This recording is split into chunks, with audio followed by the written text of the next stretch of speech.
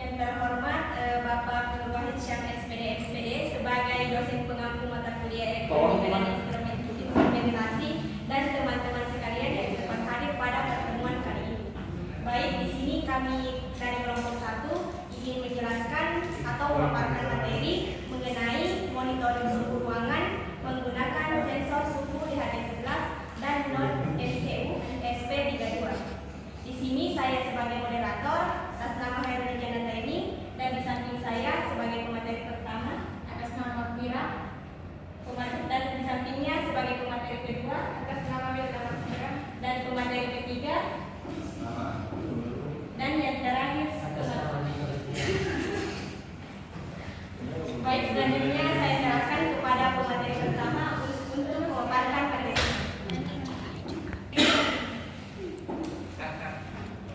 Terima kasih kepada moderator untuk memberikan saya sebagai pemateri pertama, yaitu pendahuluan. Jadi suhu dan pentingnya monitoring. Pertama, suhu adalah salah satu parameter penting yang harus dipantau dalam berbagai aplikasi baik di industri, pertanian maupun kehidupan sehari-hari. Monitoring suhu dapat membantu memastikan kondisi optimal dan mencegah dampak buruk dari fluktuasi suhu yang tidak terkendali. Yang kedua, contoh aplikasi monitoring suhu. Monitoring suhu dapat diterapkan dalam pengendalian iklim, ruangan, penyimpangan bahan, makanan dan obat-obatan, sistem pendingin pada perangkat elektronika maupun pengontrolan suhu pada proses industri. Adapun tujuan proyek yang pertama, implementasi sistem. Proyek ini bertujuan untuk mengimplementasikan perancangan sistem pengukuran suhu yang menggunakan beberapa komponen atau perangkat elektronika. Proyek ini dilakukan untuk memenuhi tugas mata kuliah elektronika dan instrumentasi. Yang kedua, pemanfaatan teknologi IoT. Kami memanfaatkan teknologi Internet of Things atau IoT untuk memungkinkan pemantauan suhu secara remote. Sistem ini akan terhubung dengan jaringan internet sehingga pengguna dapat mengakses data suhu menggunakan perangkat pintar mereka. Selanjutnya saya serahkan ke moderator. Tadi presentasi dari pemateri pertama, selanjutnya saya serahkan kepada pemateri kedua untuk melanjutkan pemaparan materi. Terima kasih atas kesempatan yang diberikan oleh moderator. Baik, di sini saya akan membacakan komponen dan alat yang digunakan. Node MCU SP32, microcontroller yang memiliki konektivitas Wi-Fi dan Bluetooth, idealnya untuk proyek-proyek IoT. Yang kedua, sensor DHT11, sensor suhu dan kelembapan yang dapat dengan mudah diintegrasikan dengan node MCU SP32. Yang ketiga, kabel jumper digunakan untuk menghubungkan komponen-komponen dengan papan microcontroller. Yang keempat, USB transfer atau micro USB, kabel untuk menghubungkan node MCU SP32 dengan laptop atau komputer untuk pemrograman dan transfer data. Yang kelima, laptop.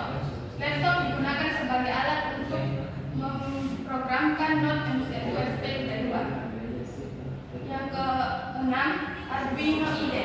Arduino IDE adalah perangkat lunak yang digunakan untuk menulis, mengedit, dan mengupload kode ke microcontroller. Microcontroller seperti node MCU. Yang ketujuh, breadboard. Breadboard adalah sebagai papan percobaan yang memungkinkan peracikan sirkuit elektronik tanpa perlu menyolder komponen. Yang kedelapan, aplikasi Blink, aplikasi mobile yang berfungsi untuk monitor dan mengendalikan perangkat IoT secara berkabel. Selanjutnya, penjelasan komponen utama. Yang pertama, node MCU SP32. Node MCU SP32 adalah papan pengembangan berbasis microcontroller SP32 yang memiliki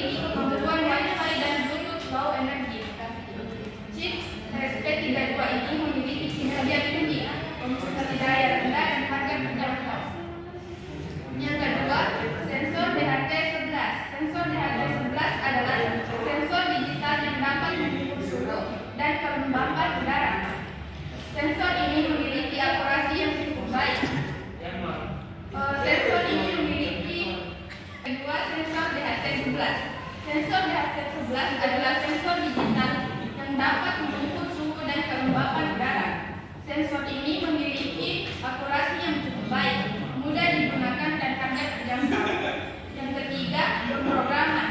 Komponen-komponen ini akan diprogram dengan menggunakan platform Arduino IDE.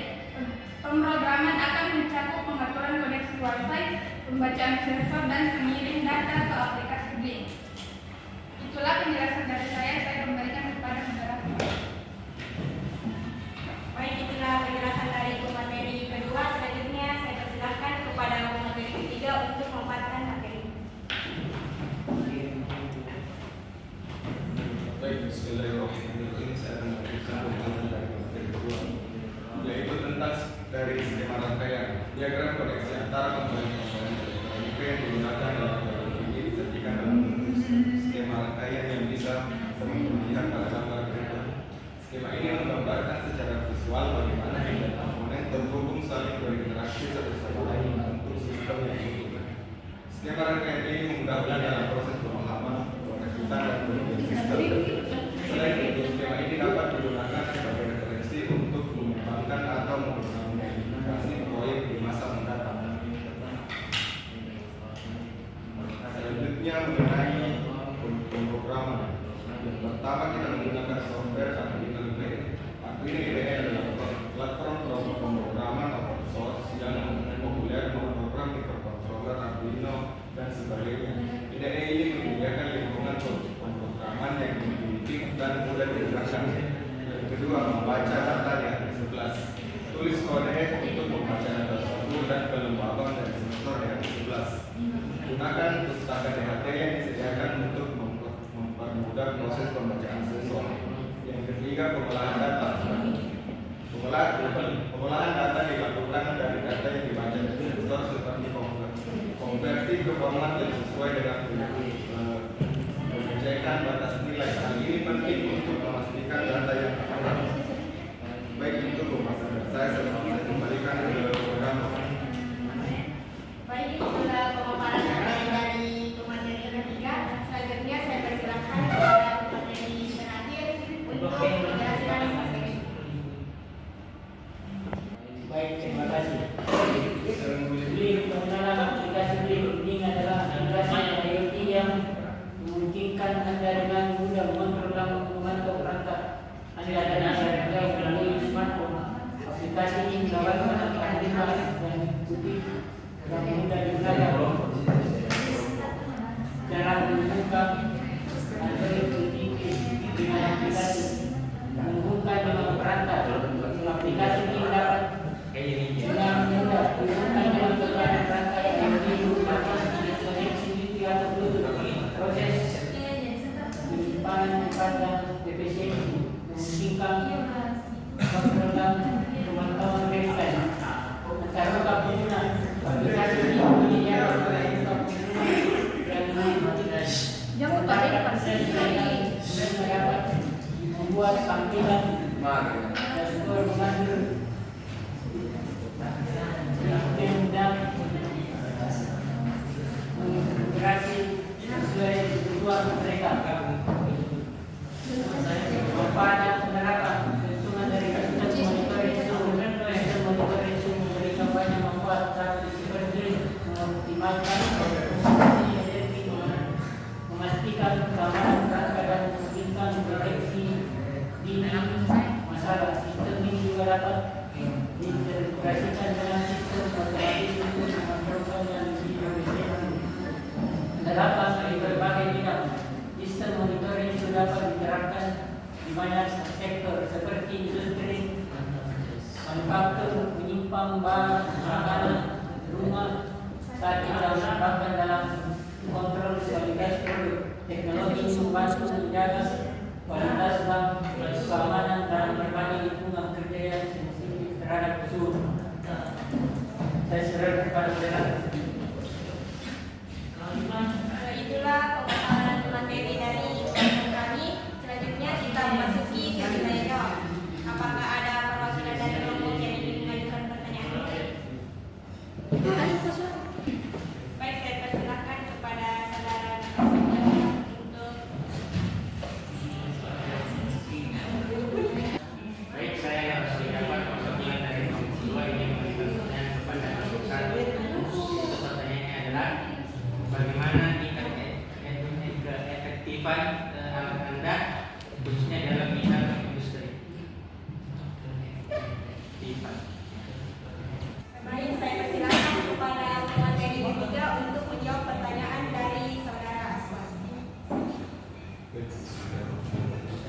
saya akan menjawab pertanyaan yang kedua, yaitu bagaimana tingkat keefektifan alat khususnya dalam pendidikan listrik. Tingkat mengenai tentang tingkat keefektifan alat ini mengirim data dari sensor ke aplikasi game secara real time. Jadi alat ini sangat efektif untuk memantau suhu dan kelembaban secara real time melalui smartphone yang terhubung dengan jaringan. Mungkin itu jawaban saya kembalikan kepada moderator. Jadi bagaimana dengan saudara Aswan? Apakah jawabannya sudah sesuai atau masih butuh tambahan? Iya, jawaban Anda sudah sesuai dengan ekspektasi saya. Terima kasih. Selanjutnya, apakah masih ada perwakilan dari kelompok lain yang ingin mengajukan pertanyaannya? Baik, saya persilakan kepada perwakilan kelompok 4 untuk mengajukan pertanyaan. Baik, terima kasih atas kesempatan yang diberikan kepada saya. Pertanyaannya, bagaimana cara sistem monitoring suhu menangani situasi ketika suhu terdeteksi berada di luar batas yang telah ditentukan? Baik, saya persilakan kepada pemateri pertama untuk menjawab pertanyaan dari perwakilan kelompok 4. Baik, terima kasih kepada moderator. Jadi, saya mulai pertanyaan dari kelompok keempat, yaitu bagaimana cara sistem monitoring ketika suhu berada di luar batas normal. Nah, di sini mungkin tidak akan kami lakukan hal di luar batas normal karena pada alat tersebut telah ditetapkan batas normal ketika alat itu diprogramkan, misalnya dari batas normal yang kami masukkan itu 0 sampai 100 derajat. Nah, ketika itu di luar 100 derajat, menurut pengetahuan saya pribadi itu mungkin di luar batas normal itu alatnya akan error. Kepada perwakilan kelompok 4, apakah masih butuh tambahan atau Jadi, bagaimana? Jadi ketika ada inputan misalnya 16 derajat, ada pemberitahuan ke aplikasi BIM ataupun di luar batas normal. bagaimana dengan saudara Anwar?